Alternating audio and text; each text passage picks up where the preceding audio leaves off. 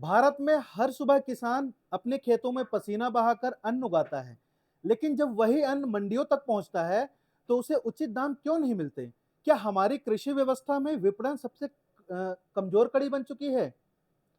चलिए आज के लेक्चर में जानते हैं हमारे देश के विपणन की क्या स्थिति है और क्या-क्या विशेषताएं हैं।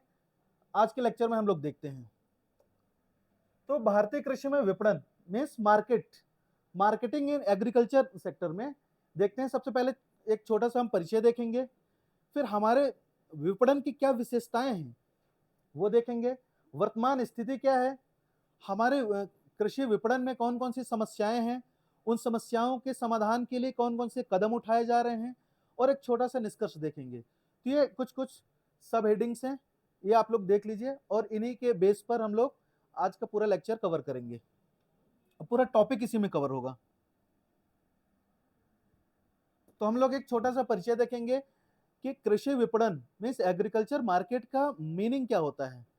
ठीक है, तो जैसे कृषि उत्पादों जैसे अनाज, फल, सब्जियां आदि को उत्पादक मीन्स किसान से उपभोक्ताओं तक पहुंचाने की प्रक्रिया ही कृषि विपणन कहलाती है। इसमें उत्पादन के बाद फसल का भंडारण, परिवहन, प्रोसेसिंग और पैकेजिंग और बिक्री जैसे कुछ चरण शामिल हैं। ठीक है, तो एक छोटा सा हम लोग इंट्रोडक्शन देंगे एग्रीकल्चर मार्केट का कि एग्रीकल्चर मार्केट आखिरकार क्या करता है। ठीक है, किसानों से उपभोक्ताओं तक एग्रीकल्चरल प्रोड्यूस को पहुंचाता है। ठीक है, यही प्रक्रिया कहलाती है एग्रीकल्चरल मार्केटिंग। अब इसकी कुछ विशेषताएं हम लोग देखते हैं कि कौन कौन सी विशेषताएं हैं। जैसे पहला हम लोग देखते हैं बिचौलियों की भूमिका। हमारे यहाँ मार्केट में मिडिल मैन की भूमिका बहुत ज्यादा है, जिससे क्या होता है किसान आमतौर पर सीधे बाजार में अपने कृषि उत्पाद नहीं बेच पाते हैं, बल्कि बिचौलियों के माध्यम से उत्पादों की बिक्री होती है। इससे क्या होता है, किसानों को उनके उपज का उचित मूल्य नहीं मिल पाता है। ठीक है, ये विशेषताएं भी हैं और आगे चल के ये समस्या में भी आएगा। ठीक है, मंडी व्यवस्था हम लोग देखते हैं कि हमारे यहाँ के मंडी व्यवस्था कैसी है। भारत में राज्य सरकारें कृषि उपज मंडियां समिति को संचालित करते हैं, जिसे एपीएमसी कहते हैं। ठीक है, कृषि उपज मंडी समितियां, जहां किसान अपनी फसल को बेच सकते हैं। ठीक है, अगले हम विशेषता देखते हैं कि अवसंरचना की कमी, इंफ्रास्ट्रक्चर की कमी। ठीक है, जैसे भंडारण सुविधा, कोल्ड स्टोरेज और ट्रांसपोर्टेशन की कमी के कारण किसानों को इससे हानि होती है। मीन्स एग्रीकल्चरल मार्केटिंग में ये कुछ समस्याएं हैं। चलिए अगली हम लोग देखते हैं कि कीमतों में अस्थिरता, जैसे कि मौसम, मांग और आपूर्ति, सरकारी नीतियों के कारण कृषि उत्पाद की कीमतों में उतार चढ़ाव आता है। जैसे मान लीजिए कि किसी वर्ष बारिश ज्यादा हो गई तो उसके कारण से अगर फसल बर्बाद हो गई, या सूखा पड़ गया उसके कारण से फसल बर्बाद हो गई, तो इस कारण से क्या होता है कि कीमतें बहुत ज्यादा ऊपर नीचे होती हैं। ठीक है, ये भी हमारे कृषि विपणन की एक विशेषता है। अगला हम लोग देखते हैं एमएसपी प्रणाली। ठीक है, मिनिमम सपोर्ट प्राइस, न्यूनतम समर्थन मूल्य के माध्यम से सरकार कुछ फसलों की खरीद करती है। ठीक है, हालांकि समाधान में हम लोग देखेंगे कि एमएसपी के अंतर्गत और फसलों को शामिल किया जाए। ठीक है, एमएसपी के लिए हम एक अलग से वीडियो लेके आएंगे। एमएसपी क्या होता है, फिर सब्सिडीज क्या होती हैं, है ना, एग्रीकल्चर में कौन कौन सी सब्सिडीज दी जाती हैं, इसके लिए हम एक अलग से वीडियो लेके आएंगे। तो एमएसपी प्रणाली भी हमारे कृषि विपणन की एक विशेषता है। इससे क्या होता है कि सरकार को उनकी उपज का न्यूनतम मूल्य मिल पाता है। अगली विशेषता हम लोग देखते हैं। चलिए, तो ये कुछ हमारी विशेषताएं हो गई हैं। हम लोग अगला देखते हैं कि क्या हमारे कृषि विपणन की वर्तमान स्थिति क्या है। हम लोग देखते हैं, देखिए गांव में बिक्री, सेल इन विलेज। आपको पता हो कि कृषि उत्पाद पूरा का पूरा बाजार तक नहीं पहुंच पाता है। ठीक है, गांव में मध्यस्थों के द्वारा उनकी खरीद कर ली जाती है और कृषि उत्पाद का किसानों को उचित मूल्य भी नहीं मिल पाता है। तो गांव में बिक्री, ये एक क्या है, हमारे यहाँ की वर्तमान स्थिति है। गांव में ही बिक्री हो जाती है। देखिए प्याज, आलू, जितनी भी ऐसी फसलें हैं, तो गाँव के गाँव में ही बिक जाती हैं। ठीक है, बाज़ारों में बिक्री, बाज़ारों तक उनकी पहुँच उतनी प्रॉपर नहीं हो पाती है। बाज़ारों तक पहुँच के लिए देखिए हर खेत हर खेत को सड़क से जोड़ने की भी योजनाएँ लाई गई हैं। ठीक है, प्रधानमंत्री सड़क योजना, मुख्यमंत्री ग्राम सड़क योजना, इस तरह की योजनाएँ क्यों लाई गई हैं? ताकि कृषि उत्पाद मार्केट तक आसानी से पहुँच पाए, ये भी एक कारण था। बहुत सारे कारण रहते हैं कोई भी योजना लाने के, लेकिन ये भी एक कारण था।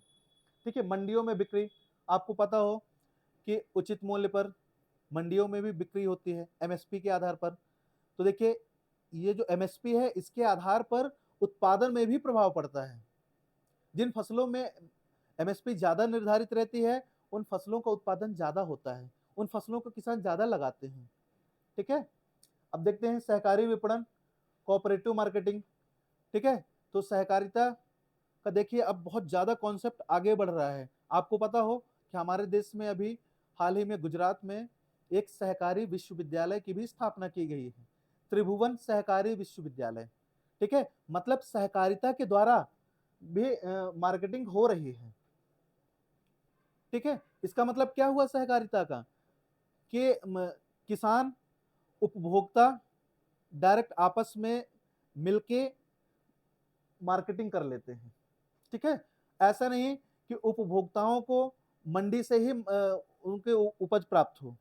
उपभोक्ता क्या करते हैं, डायरेक्ट किसानों से संपर्क करते हैं और वहीं से कृषि उपज उठा लेते हैं। ठीक है? ये क्या कहलाता है? सहकारिता। सहकारिता के अंतर्गत ही आपको पता हो कि कॉन्ट्रैक्ट फार्मिंग भी होती है। ठीक है? कॉन्ट्रैक्ट फार्मिंग क्या होती है कि कंपनियों से किसानों का एक कॉन्ट्रैक्ट हो जाता है। जैसे कोई टोमेटो केचप बनाने वाली कंपनी है, वो किसानों को क्या करती है, पहले से ही एक कॉन्ट्रैक्ट दे देती है कि भैया हम आपसे इस रेट पर टमाटर खरीदेंगे। रेट मार्केट में चाहे जो भी हो, ठीक है? फिर चाहे उस समय पर मार्केट में टमाटर ₹1 हो या फिर ₹80 हो, हमारा जो कॉन्ट्रैक्ट हो गया है, हम उसी रेट पर खरीदेंगे। तो इससे किसानों को भी फायदा, वो भी निश्चिंत हो जाते हैं। ठीक है? अगली वर्तमान स्थिति में देखते हैं विनियमित बाजार, रेगुलेटेड मार्केट। देखिए, आज के समय में जो कृषि मार्केट है या कोई भी मार्केट मिडिल मैन के द्वारा रेगुलेटेड होता है। सरकार का हस्तक्षेप दिन ब दिन कम होता जा रहा है। इससे क्या हो रहा है, उत्पादक को उचित मूल्य नहीं मिल पा रहा है। तो ये हमारे यहाँ की कुछ वर्तमान स्थिति है। अगला पॉइंट हम लोग देखते हैं कि भारत में कृषि विपणन की कुछ समस्याएं हैं। समस्याएं कौन कौन सी हैं? जैसा कि पहली समस्या आपको हमने पहले ही बताया कि बिचौलियों की अधिकता। ठीक है? किसान सीधे उपभोक्ताओं तक नहीं पहुंच पाते। कई बिचौलियों के कारण उपज का मूल्य किसानों को कम और उपभोक्ताओं को अधिक देना पड़ता है। अब सोचिए जरा, किसान अनाज का उत्पादन किए तो उत्पादन करने वाले को कम पैसे मिलता है और जिसको उपभोग करना है खरीदने वाले को बहुत ज्यादा पैसा देना पड़ता है। मतलब बीच का जो डिफरेंस है वो कौन ले लेता है? मिडिल मैन, वही कहलाते हैं बिचौलिए। बिचौलियों की बिचौलियों का बोलबाला हर क्षेत्र में है। मंडी प्रणाली की खामियां देखिए, कृषि उपज मंडी समितियां भ्रष्टाचार, दलाली और अनियमितताओं से प्रभावित हैं। कई बार किसानों को अपनी उपज बेचने के लिए मनचाहा दाम देना पड़ता है। ठीक है? कुछ उनको अलग से कमीशन देना पड़ता है। किसानों को मनचाहा मूल्य नहीं प्राप्त हो पाता। तो ये क्या है, हमारे यहाँ मंडी प्रणाली की कमी है। तो ये भी एग्रीकल्चर मार्केटिंग का क्या है, कुछ समस्याएं हैं। अगला देखते हैं भंडारण की सुविधा का अभाव। अब ये बताइए, किसान उत्पादन कर लिए, ठीक, उस समय पर उनकी उपज का रेट कम मिल रहा है, तो क्या करना चाहिए? किसान क्या क्या कर सकते हैं? अपनी उपज को भंडारित कर सकते हैं, स्टोरेज में आप रखवा सकते हैं। लेकिन प्रॉपर स्टोरेज की फैसिलिटी ना होना हमारे यहाँ एग्रीकल्चर में एक क्या है, प्रॉब्लम है। गांव और कस्बों में सुरक्षित भंडारण की सुविधा नहीं होने के कारण किसान फसल को ज्यादा समय तक नहीं रख पाते और मजबूरी में कम कीमत पर ही बेचना पड़ता है। इससे उनको उनकी उपज का उचित मूल्य नहीं मिल पाता। बाजारों तक पहुंच की कठिनाई। अब ये बताइए, ग्रामीण इलाकों में परिवहन और संचार की सुविधाएं सीमित होती हैं। इस कारण से क्या होता है कि किसान बड़े बाजारों तक नहीं पहुंच पाते, जिससे उन्हें स्थानीय स्तर पर कम मूल्य मिलते हैं। ठीक है, तो ये भी एक समस्या है, क्योंकि बाजारों तक प्रॉपर एक्सेस नहीं है किसानों का। अगला देखते हैं कीमतों में अत्यधिक उतार चढ़ाव। कृषि उत्पादों की कीमतों में मौसम, मांग और आपूर्ति, सरकारी नीतियों के अनुसार भारी बदलाव होता रहता है। अब इस बदलाव के कारण क्या होता है कि किसानों को अनिश्चितता का सामना करना पड़ता है। किसान अपनी उपज को उचित मूल्य पर नहीं बेच पाते। ठीक है, मूल्य की जानकारी न होना, अधिकांश किसानों को बाजार में फसलों की सही जानकारी भी नहीं हो पाती है। ठीक है, जिससे क्या होता है, वे गलत सौदा कर बैठते हैं, बिचौलिए इसी का फायदा उठा लेते हैं। मतलब कि जागरूकता का अभाव है।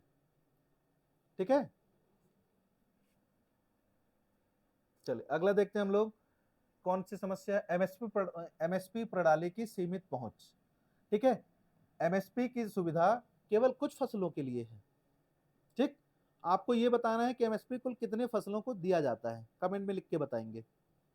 ठीक है, ज्यादातर किसानों को इसका लाभ नहीं मिल पाता है, तो ये भी एक समस्या है। ठीक है, फिर अगली समस्या क्या है, प्रोसेसिंग का। फूड प्रोसेसिंग यूनिट और उनका वैल्यू एडिशन नहीं हो पाता है, कम होता है। फूड प्रोसेसिंग यूनिट अगर प्रॉपर बन जाए तो जो उनका एक्सेस अमाउंट में जो प्रोडक्शन होता है तो क्या होगा, प्रोसेस्ड हो जाएगा। और जब प्रोसेस्ड होगा तो उसका वैल्यू एडिशन हो जाएगा, किसानों को प्रॉपर लाभ मिलेगा। ठीक है, तो ये कुछ समस्याएं हैं। अब इन समस्याओं को, अगर समस्याएं हैं तो समस्याओं को दूर करने के उपाय भी होंगे। ठीक है, जैसे सरकार के द्वारा कुछ कदम उठाए गए हैं, जैसे ई नाम। ठीक है, इलेक्ट्रॉनिक नेशनल एग्रीकल्चर मार्केट। ठीक है, ये 2016 में शुरू किया गया था, ये ई नाम प्लेटफॉर्म। ये क्या है, एक ऑनलाइन ट्रेडिंग प्लेटफॉर्म है जो किसानों, व्यापारियों और खरीदारों को एक साझा बाजार उपलब्ध कराता है। इसका उद्देश्य क्या है, पारदर्शिता और बेहतर मूल्य दिलाना। ई नाम का मुख्य उद्देश्य है, ताकि ऐसा ना हो कि किसानों को पता ना चले कि उनकी उपज कितने दाम में बिक रही है।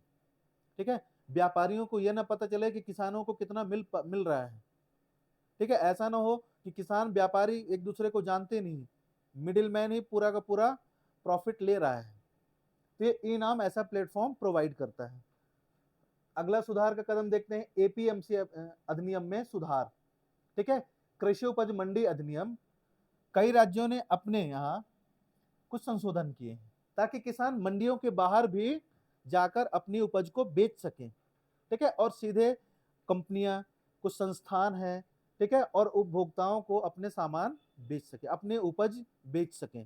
ठीक है, तो कई राज्यों ने ऐसे अधिनियम में संशोधन किए हैं, एपीएमसी अधिनियम में संशोधन किए हैं, लेकिन इसी का विरोध बहुत ज्यादा हुआ था। सरकार ने 2020 में तीन विधेयक लाई थी, 3 संशोधन की थी, लेकिन उसको वापस लेना पड़ा था, क्योंकि ओवरऑल किसान में बहुत ताकत होती है। ठीक है, किसान समर्थन न्यूनतम समर्थन मूल्य, एमएसपी प्रणाली भी देखिए, सरकार ने एमएसपी प्रणाली के लिए क्या किया है कि कई फसलों के लिए एमएसपी तय किया है, ताकि किसानों को उनकी उपज के लिए न्यूनतम मूल्य मिल सके। ठीक है, हर साल खरीफ और रबी सीजन के लिए एमएसपी घोषित किया जाता है सीएसीपी के द्वारा। तो अब देखिए, ये कुछ सरकार के द्वारा कदम उठाए गए हैं। हालांकि देखिए, एमएसपी प्रणाली में कुछ समस्याएं यही है कि केवल कुछ ही फसलों को इसके अंतर्गत रखा गया है, सभी फसलों को नहीं रखा गया है, ये एक समस्या भी है। अगला देखते हैं हम लोग, कृषक उत्पादक संगठन। सरकार फार्मर प्रोड्यूसर ऑर्गेनाइजेशन को बढ़ावा दे रही है, ताकि किसान सामूहिक रूप से उत्पादन, भंडारण और प्रसंस्करण और मार्केटिंग कर सकें। इससे क्या होगा कि उनकी बाजार पर पकड़ और मूल्य प्राप्ति के प्रति गहरी पैठ बनेगी। ठीक है, बाजार में अच्छी पकड़ बनेगी जब कुछ किसान आपस में मिलकर एक संगठन बना लेंगे और वो मनचाहे जहां चाहेंगे वहां बेचेंगे अपना सामान। ठीक है, और इससे क्या होगा कि बेहतर मूल्य प्राप्त होगा उनको। अगला उपाय देखते हैं, कृषि अवसंरचना निधि, एग्रीकल्चर इंफ्रास्ट्रक्चर फंड। 2020 में इसे शुरू किया गया था और इस योजना के तहत सॉरी भंडारण, ठीक है, प्रोसेसिंग यूनिट आदि के लिए वित्तीय सहायता दी जाती है। देखिए, एग्रीकल्चर इंफ्रास्ट्रक्चर फंड के तहत ही अगर आप स्टोरेज बना रहे हैं ना, वेयर हाउस बना रहे हैं, तो आपको सब्सिडी भी दी जाती है, आपको लोन भी प्रोवाइड किया जाता है, ठीक है। तो 2020 में इसकी शुरुआत की गई थी। देखिए, फिर कॉन्ट्रैक्ट फार्मिंग को प्रोत्साहन दिया जा रहा है, ये भी सरकार के द्वारा एक अच्छा कदम उठाया जा रहा है।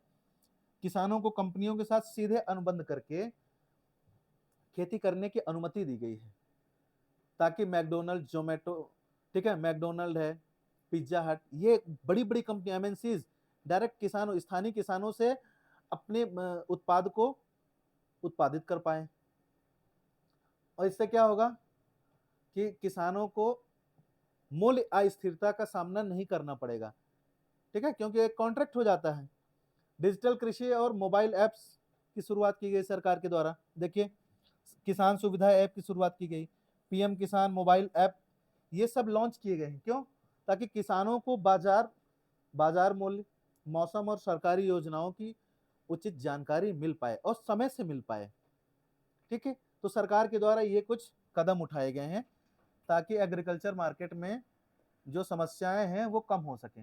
अब एक छोटा सा हम निष्कर्ष देखेंगे कि भारत सरकार ने कृषि विपणन प्रणाली में सुधार के कई प्रयास किए हैं, जिनसे किसानों को क्या हो रहा है, पारदर्शिता, उचित मूल्य और बाजार तक आसान पहुंच मिल रही है, ठीक है। तो देखिए, अगर आप निष्कर्ष की ओर देखेंगे, एक प्रॉपर मेंटेन निष्कर्ष है ना, वेल मेंटेन, कि उसमें देखिए पॉजिटिव इंपैक्ट भी है, नेगेटिव भी है और कुछ सुझाव भी है, ठीक है। हालांकि इन योजनाओं का प्रभाव तभी व्यापक होगा जब जमीनी स्तर पर इसका प्रभावी कार्यान्वयन होगा, ठीक है। जो योजनाएं सरकार के द्वारा चलाई जा रही हैं, उनका प्रॉपर इम्प्लीमेंटेशन जब तक नहीं होगा तो उनको उनका लाभ उचित नहीं मिल पाएगा, ठीक है। तो कैसा लगा ये आज का सेशन, आप लोग कमेंट में लिख के बताएंगे। मिलते हैं हम लोग नेक्स्ट सेशन में नेक्स्ट टॉपिक के साथ। धन्यवाद।